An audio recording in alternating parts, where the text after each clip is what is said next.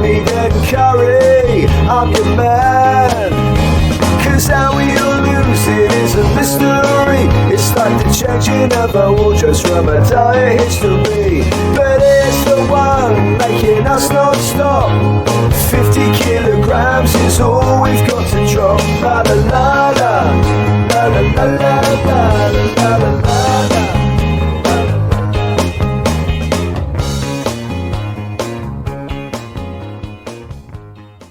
Ladies and gentlemen, welcome to this week's 50 kg drop podcast.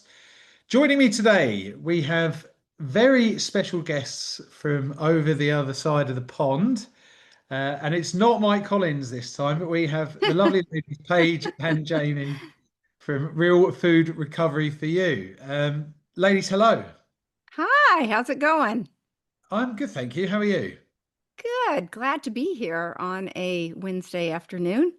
Yeah, absolutely. Not for you, for us. Yeah.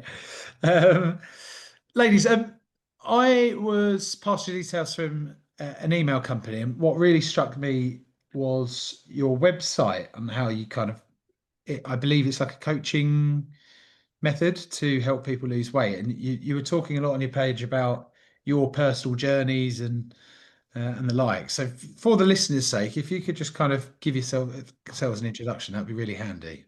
Sure. Jamie, do you want to, or would you like me to? Go ahead. So we are an online food addiction use disorder recovery community, a support community. We started out, Jamie and I started out as a podcast. So our podcast, Real Food Recovery, is on Apple, Spotify, and YouTube. And then we just naturally, organically grew into this online support group for people that have been struggling with ultra-processed food use disorder, which, quite frankly, is the majority of people in the world, or for sure in the United States. And then from there, Jamie was approached about writing a book. And we decided that her story and my story are on opposite ends of the spectrum. And so we thought it would be a good idea to join forces and write the book together. And so we just launched that a few months ago, and that is on Amazon, and it's called Real Food Recovery. If food isn't the answer, what's the question? Sure. Okay, so ultra-processed foods, for the listeners, what do you class as ultra-processed food? Well, I'll tell you mine, and Jamie can say if her answer is any different than mine, but I like to make it simple and say anything that's got more than one ingredient, or if it's like a can of tuna, if it's something that's got like 2 ingredients or something like that. But I like to say, I like to buy things that don't have a label on it or a wrapper that you can just see with your eyeballs that Mother Nature touched it in some form or fashion. And so I try to stick to literally single ingredient, like an apple. You know what an apple is, you know what green beans are, you know what fish is, grains, things like that, that literally eggs, things that literally have one ingredient in what they are, and you can easily identify with your eyeballs what's in them. So that's how I do it. I usually say shopping the perimeter of the store are the things for me. So I just keep it real simple. Jamie, you want to add to that? Oh, nothing to add. Great explanation. Sure. So let me understand a bit more about your journey. So you mentioned that you both came from different sides of the coin. Mm-hmm. What does that look like for both of you? Jamie, I'll let you go first. So for me, it looked like, I was morbidly obese most of my life, and found my way out of that in probably starting in 2008. And really had to assemble a team of therapists and dietitian and a community around me at a local gym, that I was able to really start to connect with movement and eating single ingredient foods. I didn't look at it that way. I didn't know anything about processed food use disorder at that time. I just knew that I really liked brownies and I really hated broccoli, and that was it. So I slowly, over the course of 4 years, lost 200 pounds, and over the course of the next probably 3 years, lost another 50, and found this sort of this new lease on life. And then so many things happened with, with life that made me understand on a deeper level how I used food and how food could, heal me or really hurt me. So I have learned, it's been a long time since I've started this journey. So I have gone through very, very strict iterations of, food restriction. And I have gone through, all kinds of weighing and measuring and counting. And that all that did for me was make me crazier around food. And it was a very restrictive mindset, and it turned into an eating disorder. So for me, what started out as sort of finding freedom created, an eating disorder. And I had to come back into balance. So what balance looks like for me these days is really just being mindful of how I'm eating and how the foods I'm choosing are affecting my body and my mind and my spirit. And then choosing foods differently that promote how I want to feel or how I want to look or how I want to think. And looking at it as how can I stay balanced instead of how can I stay rigid. And I mean, I was so rigid, I was so controlled and controlling that it got to a point where I wasn't living life and I wasn't enjoying life. And I'm not saying I'm enjoying life by enjoying food, but I really was not enjoying life. I was afraid to leave the house. I was afraid to go anywhere. I was afraid to eat out with friends or eat at someone's house. I was not in the flow of life. I was in rigid, white-knuckled, dry food drunk. So I needed to learn balance. I needed to learn perspective.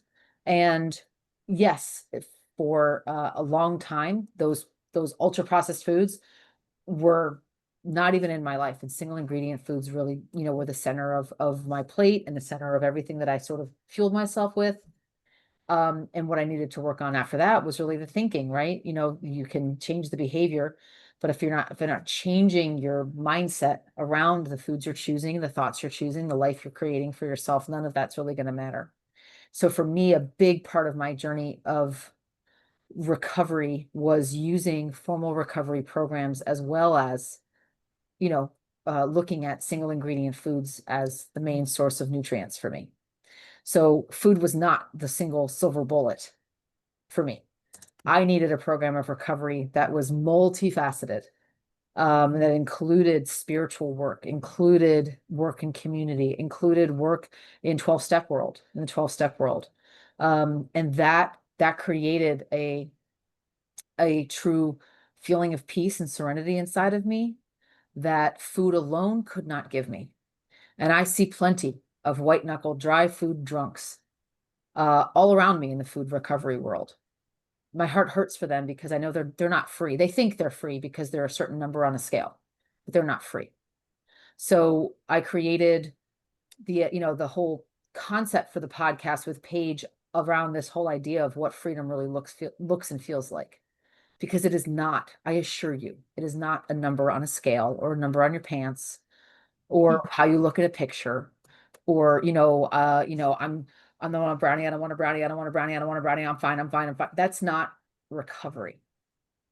Right. So I think it's very important to understand for me that recovery is mind and body and spirit. That's fascinating. I want to say 1,000 things right now.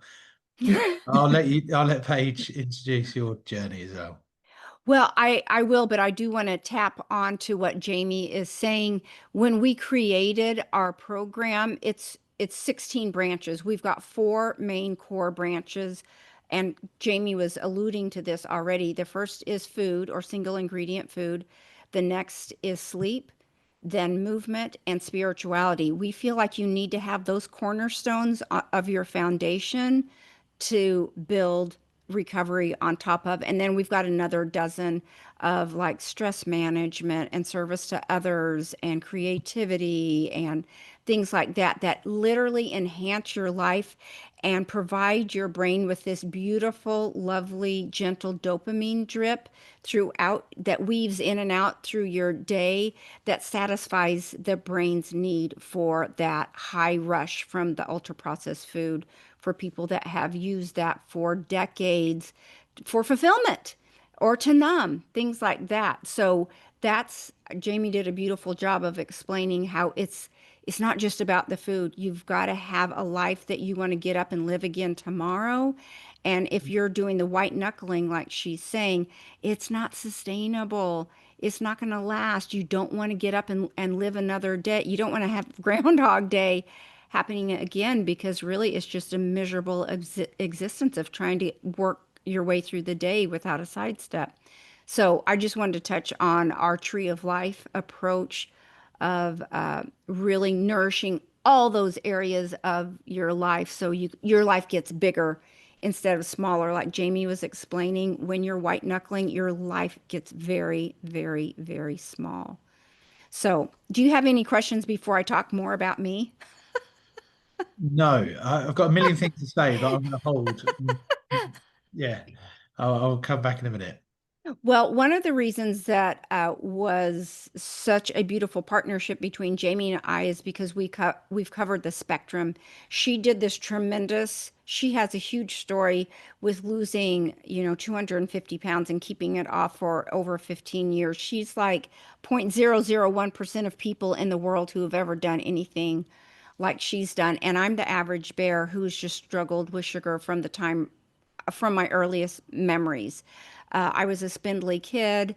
I really didn't have that much of a weight problem until I hit menopause. And then it's like the 10 or 20 pounds that I need to get off that is bugging me right around the middle where things are changing with metabolism and age. I'll be 62 in a few weeks. But my biggest fight was I used to be able to exercise it off because I'm a huge avid exerciser until I hit, mid 40s and I could no longer out exercise my calories like I could before. And so I'm like, oh man, things are changing. My clothes aren't fitting the same. That menopause shape is starting to take place in my body that I never had to fight before. And I just was continually fighting these sugar binges that I would have. I would white knuckle my way through from sugar binge to sugar binge, and I'd get off of it for 2 weeks, and then I'd have a sugar binge and then go back into restricting and then have a sugar binge. And then I went to the plant-based sweeteners like the monk fruit and things like that and created an entire probably 1,500 recipes on my food blog, Food Fitness by Paige, of all these wonderful, I'm doing air quotes for those of you that can't see me, sugar-free desserts that I was trying to have my cake and eat it too, but it kept that sweet craving alive. And I lived like that for a very long time. And I think I would have done that, but still, every once in a while, I would have those sugar binges because that drive for the sweetness was still gnawing at me. So that wasn't the answer either. And then I heard someone talking about just giving up sugar and sweeteners altogether. And I'm like, oh, I'm probably going to have to do that. And I fought it tooth and nail, but I did that and it did create a path out of the sugar binges. And I have never felt more freedom than ever in my entire life. I mean, my whole childhood, first of all, I'm an ADHD kid, so I was bouncing off the walls with that. And really, up until 40, I pretty much lived off the dessert only diet. That was fine with me.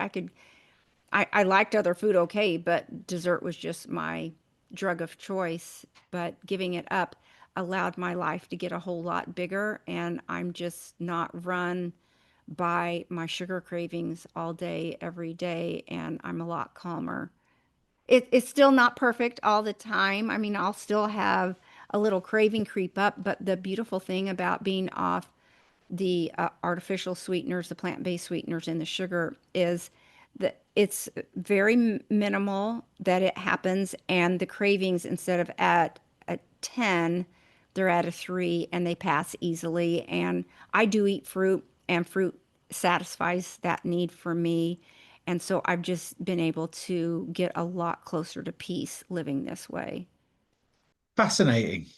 And thanks very much for sharing so kind of openly your journeys. I think our listeners will know probably my background, but I'll explain it to you too for your purposes. I was always the larger chap at school. Over the last, since doing this podcast, I think trying to find the root cause of why I eat and excessively eat, and I was definitely Yes.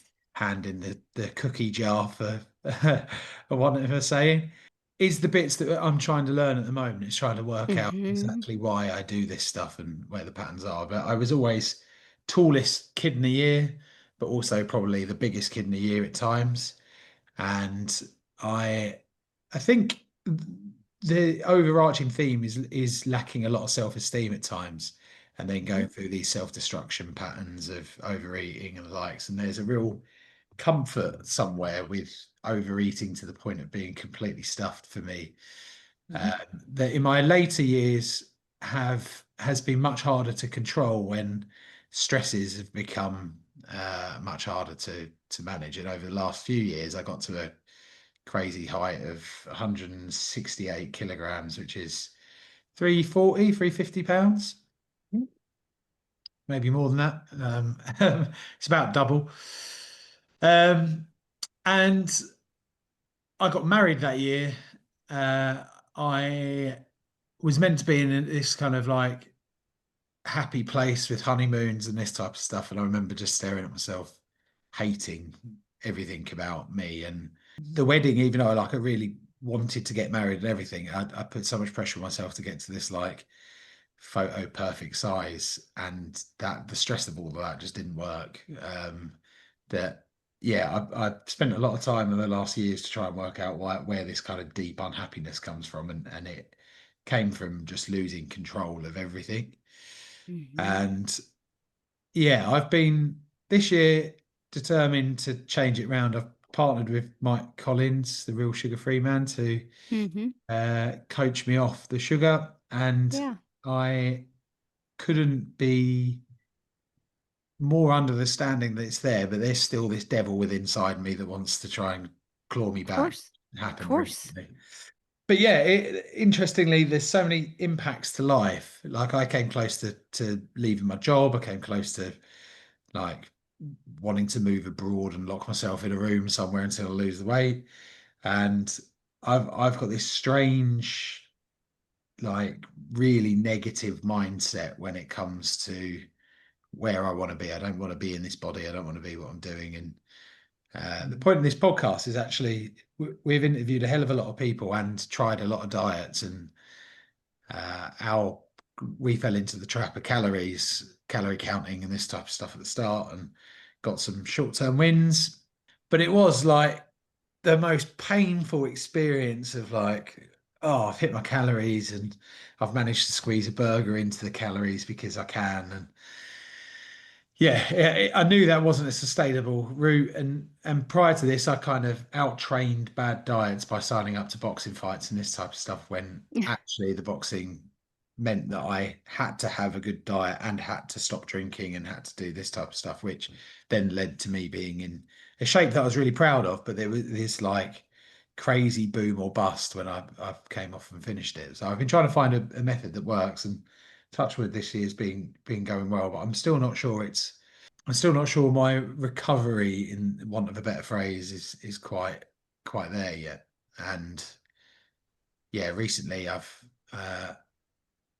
it was really like I see this as like quitting my 20s and all the habits that I picked up in my 20s and probably before I was 30. And I've spent the last last 2 years trying to give up every bad habit that I picked up. And now I'm in a position where I'm still trying to learn a bit more about me to work out what's right in the future. And I kind of Mhm. flutter in and out of like, in theory, when I got to my biggest, I was like, you've been trying to fight weight for years. Why are you bothering? Just eat what you like and just be comfortable in your own size. And I just wasn't comfortable. I was like really badly depressed and didn't want to be there anymore. So yeah, that's me in a nutshell. But I'm fascinated on both of your stories. Jamie, I'm going to come to you first. So what was the kind of driver to change? Where did that all start? I had dodged bullets for a while, different, sleep issues and blood pressure issues. And many years ago, gosh, probably right after undergrad, I had taken some diet pills, and they were worried that the diet pills affected my heart, my ejection fraction. So they had given me a cardiac catheterization because I thought that I had an ejection fraction issue. So there were all kinds of things that I had dodged, right? And they were like, no, you're fine. And I thought, yeah, I'm not, right? Like I was in my early 30s, and I thought, or, early to mid 30s. And I thought, yeah, I should not be having these issues. And I just knew that if I didn't do something, because I was on, I was 400 plus pounds by that point. And I thought, if I don't do something, I'm not going to make it till age 40. I'm just not. So I had to get myself together quickly. So that's when I started to see a dietitian, realizing that, if I didn't change, I was going to have a very short life. And talk to me about the kind of American upbringing, because I've been to the States and Mhm. I'm kind of shocked at how big food is, like Yeah. portion sizes, everything. They're Yeah. like twice, maybe three times the size of what you get in the UK. uh, I'm sure. Yeah, growing up, food was the center of the family culture that I was part of. Growing up, Italian American, so food was there was always discussion of food, always discussion of what and how much and when, and that was just what the family did. The women in the family were constantly talking about what food they were going to make for the family, and that was just the culture that I was raised in. So Yeah, there there's a very small island next to Italy called Malta. My family are Yes. from there. Oh, Uh, okay. I know that Mediterranean, they're just constantly thinking about eating. Yeah. Yes. Yes. Constantly. And it was expected that I would be, learning the tools of the trade, learning the trade, so to speak, the family trade of cooking. And it was a source of connection and a source of pride and a source of, I think family status. I mean, it was tied into all of that. So that was something that I learned early on. And I came from, on my mom's side, there was just women in the family that I got that gene that is just, we were very good at surviving famines, Yeah, yeah, very yeah. good at surviving famines. We were very good at storing fat very quickly. So any extra excess of anything, liquid or food, is immediately stored. On the flip side, I'm also very good at building muscle. So there's this trade-off, right? So I had to figure out, for me, how do I fuel my body in a way that allows me to, fuel my body with food, and then use my body in a way that builds muscle. That was a balancing act for me to learn that.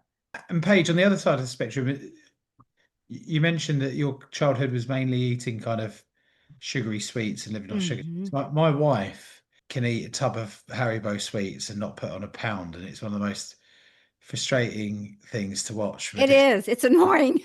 Yeah, especially for me because I just need to open the packet, and that's me Right. on You just weight. Yes. get right.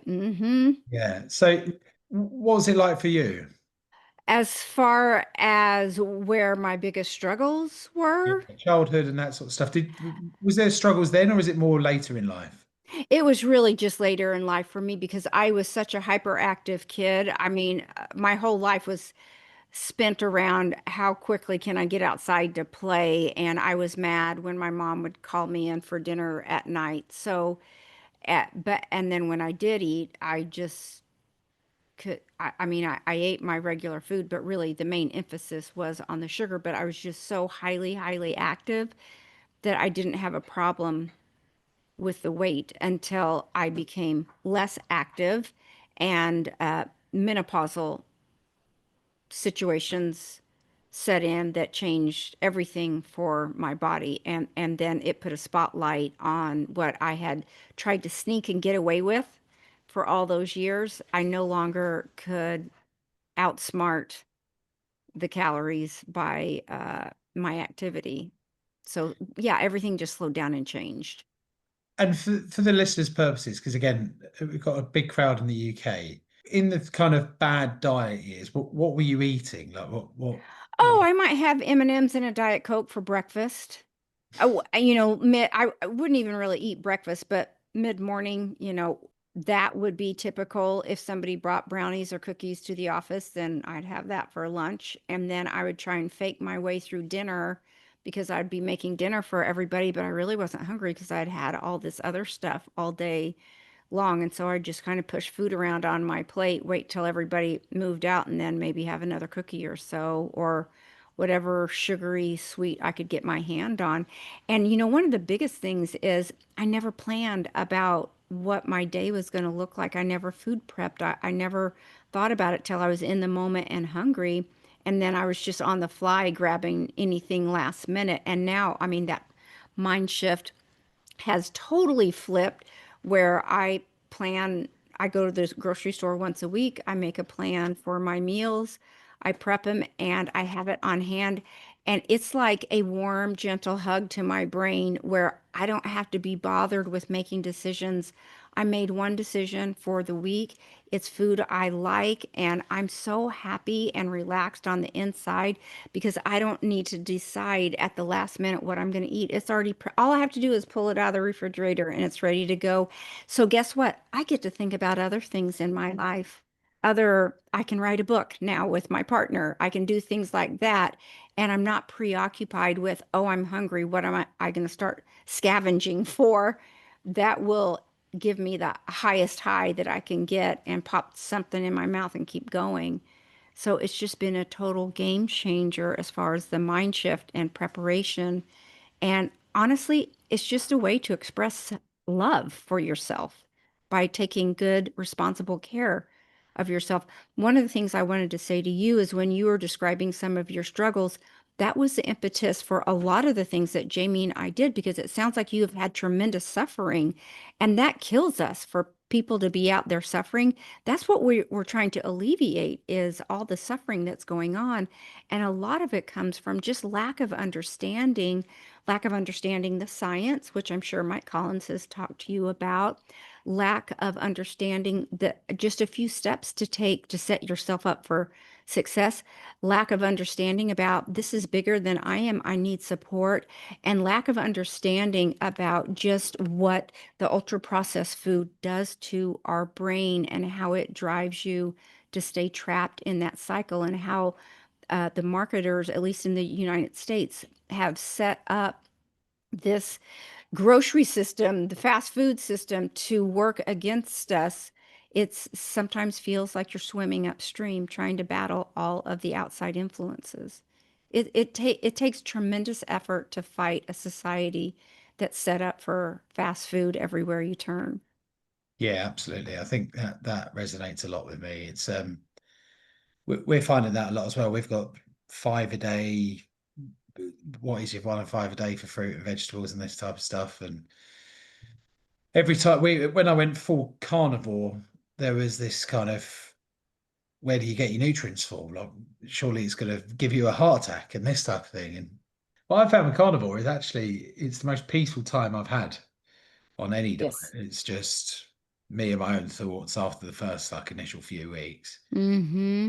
The bit that I'm falling into the trap of is I gave myself a 2 week window on holiday to not worry about a diet, and then I actually stayed on it for most of it, but I included alcohol and kind of tried to relax a little bit while I was on holiday, and then beat myself up because I was off it and feeling worse and this type of stuff, which is just a Yeah. constant back and forth that I keep. That was my experience too. Carnivore was, I tried it, under doctor's supervision for about 6 months or so, maybe 8 months. And it was freedom, glorious, effortless.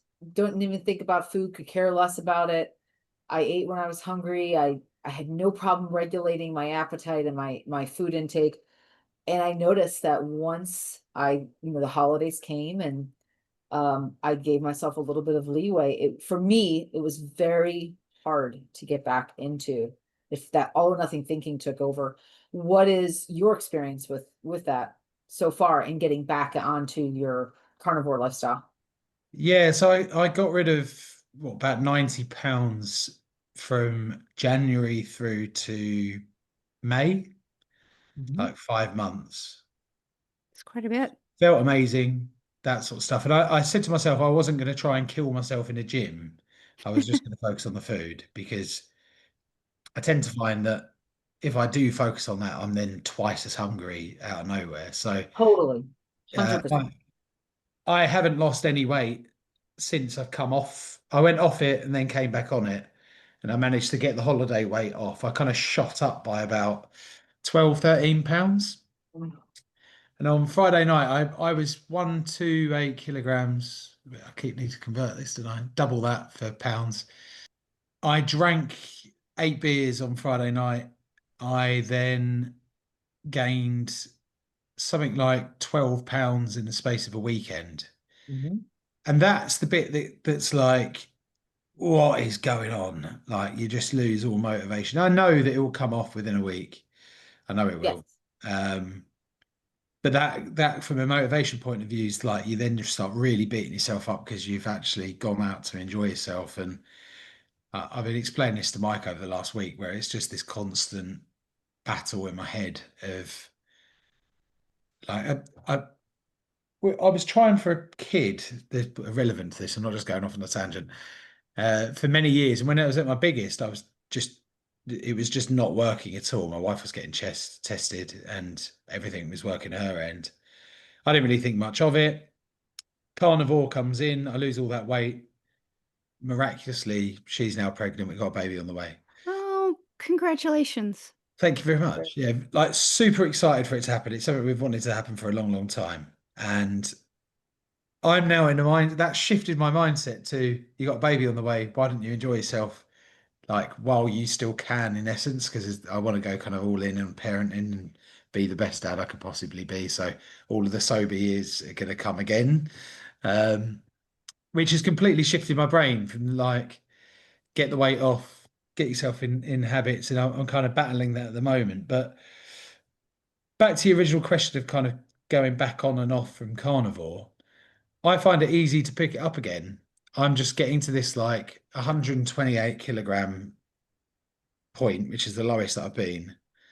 And then I've got 10 more kilograms to go. And that feels like climbing Everest. It genuinely does. It's like, and it's gone from like I was in such a rhythm with carnivore. I was off the booze. I was finding new ways to enjoy myself, potentially going to write a book, doing all this type of stuff because I had so much space and freedom in my head to now like Mhm. fighting the system, which I didn't want to be in. And yeah, I'm still finding that quite difficult. And it's like I've gone through the summer months here. The UK has bizarrely been hot for the first time in its existence. So there's loads of fun around me. And I'm now trying to go where I was avoiding social events at my biggest. I think I'm now avoiding social events because I'm not at the point where I want to be, which is the Mm. hard bit. And Mhm. I know that it's a reset in my mind and also work's starting to get more stressful. And that's usually a trigger for me. To answer your question, I think it's fine, but I also am all ears to a different route, right? All the things that you're describing are similar to the things that people that we work with in our online support group because people that are going through this, first of all, it helps to be with like-minded people. And second of all, it helps to have a place that you can check in and share what's on your heart. Next, it's very helpful to have well-trained coaches who can guide you through these situations, especially if you've got background trauma or things like that. But having a support group is just vital when you're going through this. You don't feel so alone. And I've got a place where I can share, and there will be somebody that can help me sort out my thinking. And again, it goes back to just touching on what you said a little bit. You want to live a life that you don't want to escape from. You want to live a life, I've got to figure out how I can make this work so I can continue to enjoy my life. A lot of times I say that recovery is just a series of edits.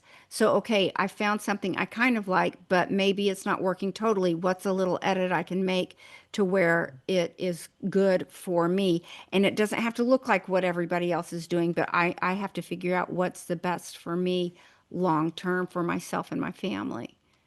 I've spent the last 3 years spending most of my time sober, for example, and I don't think I was ever in the camp of having a drinking problem because I can pick it up and put it down.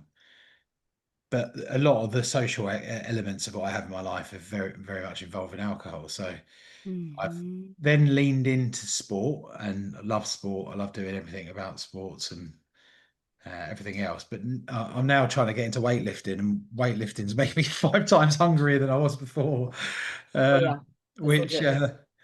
yeah, isn't helping with the diet because that's making me break. I'm kind of like sitting there thinking of everything else. So definitely have the same genes as you, Jamie, because I can double in size in no time, and that's kind of Easily. annoying half the guys in the office because I'm making that look easy. But Jamie, it sounds like we're quite similar. What was your kind of success, and what rhythm are you in to know what works for you? So I found, and again, everyone's different, but I had to find a way of eating. Again, for me, carnivore was a wonderful solution short term. It did not have the balance I needed long term, because I found myself that all or nothing thinking was not helpful for me. For some people, it's freedom. For me, it became a prison, and I needed balance. So for me, I found that adding back in vegetables and fruit and whole single ingredient whole foods made it a lot more sustainable. And then I also found, I had after losing weight, I competed in some fitness competitions. So weightlifting was a big part of my life. And I did all of the weightlifting eating plan, to get me sort of ready for competitions. And that was no joke. There was all the measuring and the weighing and the timing of the food and making sure that you were combining certain things at certain times of the day, pre-workout, post-workout, etc. And I mean, it worked, but it was my whole life revolved around those two things, working out and the food.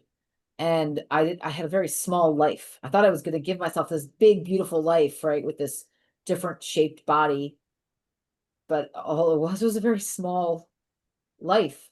And and then for years after that, I found a good balance of single ingredient foods, and I avoided processed crap, and I avoided the sugar and all of that. And it was good, right?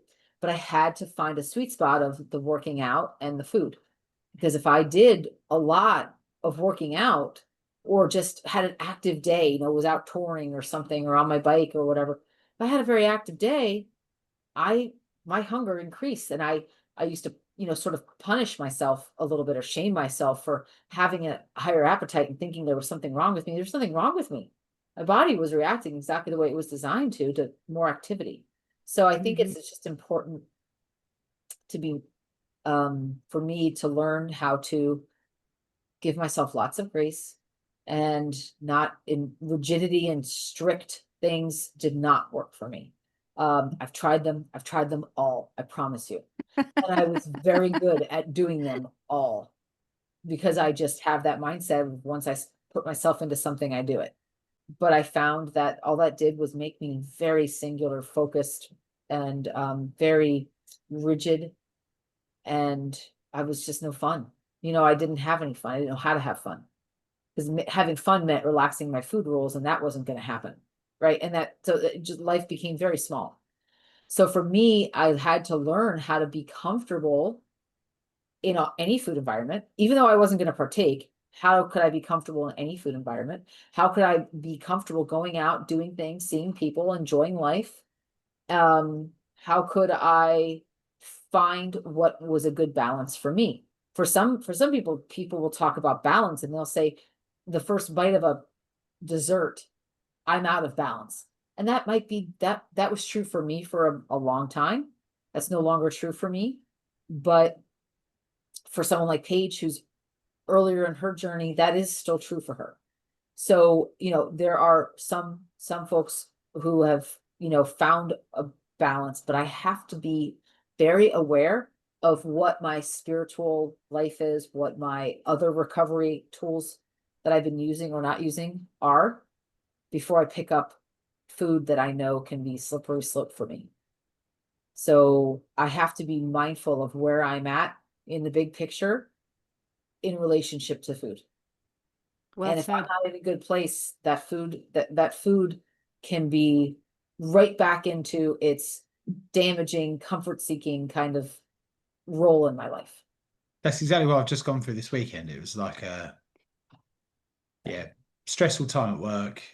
Came Yes. back, went right. Let's just have an old school weekend. Yes. And there's some beliefs that I had to unpack around what I thought food was doing for me, right? Food, or in your case, I think you mentioned the alcohol too. What that, it sounds like maybe some beliefs, old beliefs that I had to unpack about what those things did for me, I thought, right? And then I had to look at it and say, okay, what do those things really do for me? I know there's something not right with I went to a wedding recently, and I was about maybe 2.5, 3 months into keto or carnivore.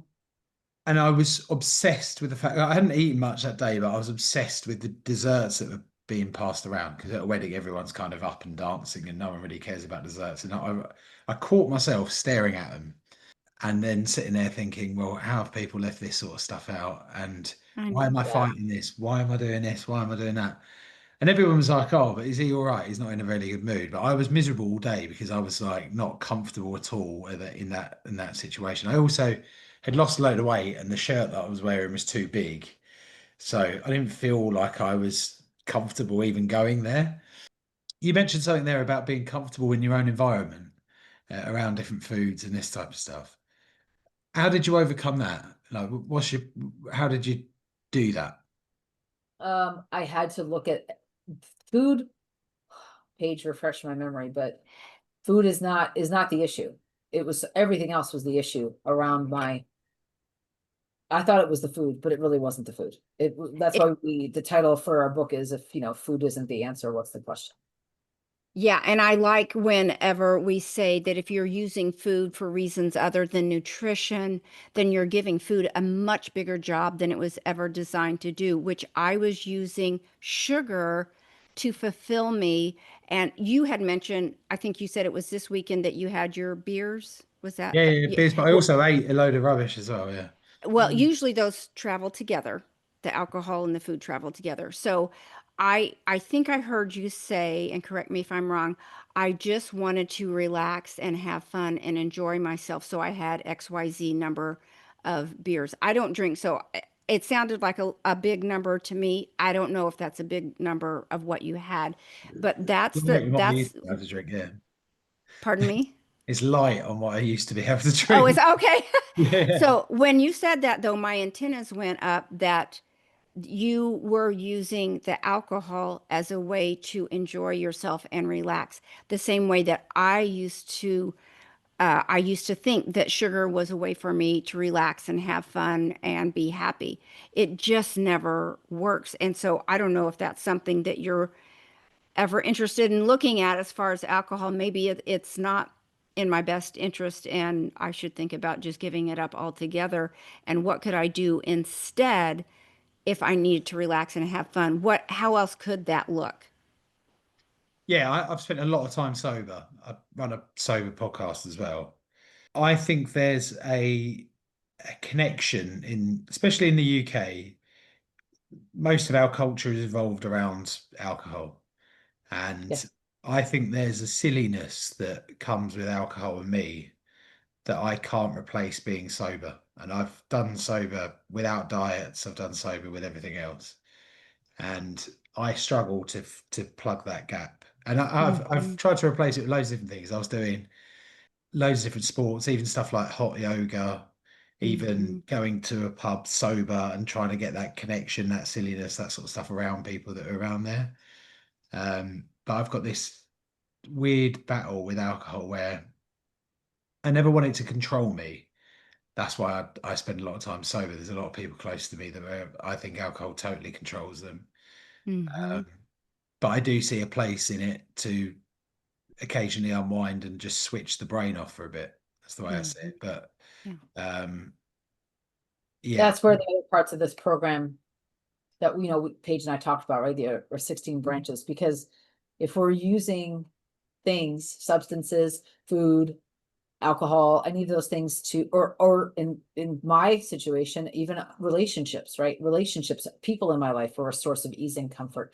If I'm using those things for ease and comfort, and I'm ignoring my sleep, my spirituality, the work that I do, the movement I create, the creativity, the creative outlets I have, if I'm not doing anything with those other aspects of my life, I will get back into those behaviors eventually of food or drinks or people, right? People are as addictive, relationships of any kind, relationships with spouses, relationships with, you know, loved ones, brother, sister, mother, father, relationships with children, as a parent. They can be very addictive, right? Because you're seeking someone who will give you something that you need to feel better. But that's why, you know, Paige and I talk all the time about food and movement and sleep and spirituality, because food and drink is only 25% of the major equation. If the other 75% is not looked at, investigated, connected with, right? Sleep, spirituality, and movement. If those things are out of whack, food will be an answer to a question that it could never fulfill. Solve. Solve. Thank you. And Jamie, do you drink at all? I don't. You don't. And, you know, I have a lot of, excuse me, experience with 12-step recovery. I know a lot of folks in that room, right? AAers. And there's some part of me that thinks that if I started to have a drink, I wouldn't stop. I don't know that I'm really that person, but I don't want to find out. So, and truly, I've had my opportunities in life, and I just always thought this tastes okay, but dessert tastes way better. Yeah. So that's why I was able to stop. I don't think of it as people who drink excessively that I know here in recovery. They'll tell me all the time, I was drinking to change my state. I wasn't just drinking to be social. I was drinking because I wanted whatever I was feeling and thinking to go the hell away. So they would drown themselves in alcohol or maybe drugs or recreational drugs. I never found that kind of release in alcohol. I always felt sick or out of control before I ever felt numb. So for me, it was not, I don't even want to tempt it, but I also don't think that it would be an issue. But it's also something that I just, especially as a woman, as we age, it is so toxic to drink. There's such a strong link between cancers and alcohol use in menopausal women, a very strong link. And I just don't even want to mess around with that, especially given my history and how I've treated my body for all those years. I don't want to mess around with it. But I have to acknowledge, so while alcohol doesn't call to me, I have to acknowledge that I can eat, especially sweets. I can eat like an alcoholic drinks. Me too. I can do both. We would say the same to you if you were saying, I can't stop gambling, I can't stop watching porn, I can't stop shopping online. It's all in the same category because it's all back here in the same part of the brain, and it's all being used for the same dopamine release. The brain doesn't care which your habit is. It's just looking for dopamine because that's its drug of choice. Yes. And in a male culture, especially the UK male culture, it is so socially accepted to, just like I was talking about growing up as a young Italian American girl, it was socially encouraged to learn your way around food and to figure out how to use food to maximize your social status and you know, desirability as a young woman. That is what I was taught. And in the male UK culture, it sounds like you're taught and modeled to use alcohol to be part of life, right? To be in the flow of life is in, you know, use of alcohol. Yeah, there's after work drinks, anniversary drinks, there's birthday drinks, there's Same with dessert. well done, you've been promoted drinks. Yeah, there's It's Tuesday. Yeah. Airport drinks as well before you get on a plane. Yeah, British culture is very, very drink heavy. Yeah. For me, I watched. I'm watching it destroy many lives in my world, and Yes. that's why I think with all vices you need to keep them at check. But personally, We, I've had to give up everything: gambling, drugs, drinks, everything's yeah. over the years. We encourage our people, the people we're working with, we do encourage them to not drink. I think with all, and gambling was another big one that I didn't actually think that I had a problem with, but when I gave it up, it was quite evident that I was gambling to enjoy sports and stuff, just when I could Yeah, have. very common, very encouraged, very common. I'm also shocked in the US. I don't know about the UK, but the US, like I've seen in the last 5 years, I've had to, in the last 5 years of my life, I've had to watch a lot of sporting events, or I've been around a lot of televised sporting events. And I am shocked at the amount of gambling commercials that they're just part of the messaging now, and the promotions and the sponsorships, and it's all gambling. And I'm Yeah, like, that's crazy. yeah, gambling's a quiet killer. It doesn't really. Right.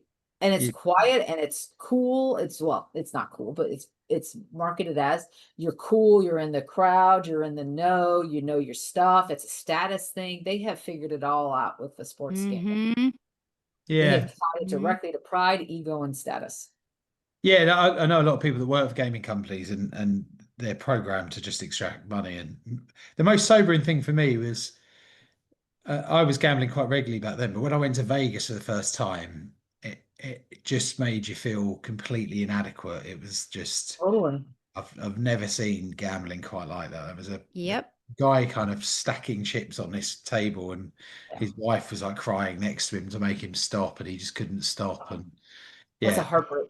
you're just kind of like, Yeah. wow, this is insane. And yeah, I remember losing a lot of money very quickly out there and going, oh, maybe Yeah. I'm not that good at this. Well, I look at it as the casinos in Vegas or Reno or any of the major Monte Carlo, right, in the Europe, any of those major gambling centers. Like, look at the buildings, look at the structures, look at the free things they give you. That tells me everything I need to know, right? What Yeah. are these buildings and infrastructure is built on? It's built on money from people like that poor man whose wife was, crying next to him. Like that's what they're built on. And I've looked at the hospital infrastructure in the US, especially. I can't comment on other countries, but the hospital infrastructure, I mean, these hospitals that are cropping up everywhere are big, beautiful, major medical centers and hospital institutions that are pristine and completely well outfitted, and a beautiful, dedication services, all these things that a lot of money, it takes a lot of money to build these hospitals and build these medical centers. And who's paying for that? Right? E- It's not coming from the, Everybody's laughing all the way to the bank that's off right. of our suffering. And that the lady that's crying next to her husband, it all circles back to what I was saying is our goal is trying to alleviate suffering regardless of the addiction. If it's controlling you where you can't stop, I mean, intelligence would say maybe I need to take a look at that and it's time for me to step away. Yeah, Regardless of what area Yeah. of life it is, but it really makes your life very, very small. And we encourage people to actually feel their feelings and get used to maybe being uncomfortable with being uncomfortable a little bit. And it's amazing how it can change the direction in your life. Yeah. And how fortunate is your child? How fortunate is your child now that, your baby on the way, that you're doing this work, that you're going to Hmm. be, showing up as a dad and with awareness. I mean, it's not, no one's perfect, right? And I don't think your baby's going to want that, a perfect dad, but at least he's going to have a very self-aware and, self-developed dad. Yeah. And that is a gift. And it doesn't Yeah. have to look perfect. It doesn't have to look polished. But the fact that you're willing to look in the mirror, man, you're eons ahead from Yep. so many other dads. And And men. you're changing generations. That's You're right. breaking generational cycles. That's right. yeah. I think there's a lot of self-discovery still to go, right? I think that's Of the It's a key. course. lifelong journey. It's a Yeah. marathon. I hope so. I hope you're not there. I hope you're never there. Now, Yeah, yeah. 17, 18 years in, I'm still learning. And there will be major setbacks. There will be setbacks. We're major human. setbacks, but you Mhm. need Absolutely. to just remember who you are and roll with it. And that's where our support group comes in, helping Yes. people, And- to walk alongside them. Yeah. And you Sure. found that. David's found that, right, as well. So, and that's something that Paige and I are very privileged with our partner, Shay, who helps us run the community. She helps us run a community that provides that support because we know how important support is. Let's understand a little bit more. I'm conscious of time. We're kind of coming up to the hour now, but Yes. let's understand a bit more about the community. How do people get involved with you guys? Okay. Jamie, do you want me to? Yeah, go for it. You can close it out because I've got to Okay. jump here. So if you want to find out more about us, you can find us at realfoodrecovery4u.com. So that's the number 4 and the letter U. That's our website. And that's where you can find out about our support community. But we have 7 hours a week of online group coaching. And it's only $79 a month. So that is very cheap per day. That's like $2.50 a day to have this high quality support from well-trained coaches. And we also have a WhatsApp group that goes 24/7, 365. And then we have our weekly podcasts, Real Food Recovery, like I said, on Apple, Spotify, and YouTube. And then our book that is on Amazon, Real Food Recovery. If food isn't the answer, what's the question? But if your question was specifically about our online community, yeah, it meets over Zoom. And like I said, 7 different hours a week that you can choose to join, and you just pop in and you share what's going on, what's your biggest struggle, or maybe you might pop in to say, I just want to let you know that I'm just sorting myself for the day, and I just want you to know I've done this and this and this well, and I'm proud of myself, and I just wanted to make a proclamation of what my goals are. Love it. Yeah. How many people do you have in your community? Probably there's like 15 or so. Sure. And what's the kind of target audience for you? Is it exclusively for women or men or? It is for women. We have had requests about men, but I don't have a large enough group to start something for men. But yeah, it's women of all ages from young to old. Beautiful. Ladies, thank you very much for coming on. I think it's been a massive eye-opener for me, and thanks so much for the advice and letting us into your stories. For the listeners, if you want to get in touch with these guys, you've heard their details. I'll pop something into the chat also, or the description on the podcast so that you can click through and see them. But yeah, thank you very much for your time tonight. And well, You're very today for you, welcome. but tonight for me. Yeah. And we should definitely do this again. There's Love to. I would love to. that we'd love to talk about, and I'd like to get you guys with Mike and talk around some subjects that are Oh yeah, we'd love to meet I with would him. love to have another conversation with Mike. He's a gem. beautiful. Well, lovely. See you all soon. Thank you very much for coming All on. right. Take Yeah, care. thanks, Paige. Take care. Bye-bye. Bye-bye.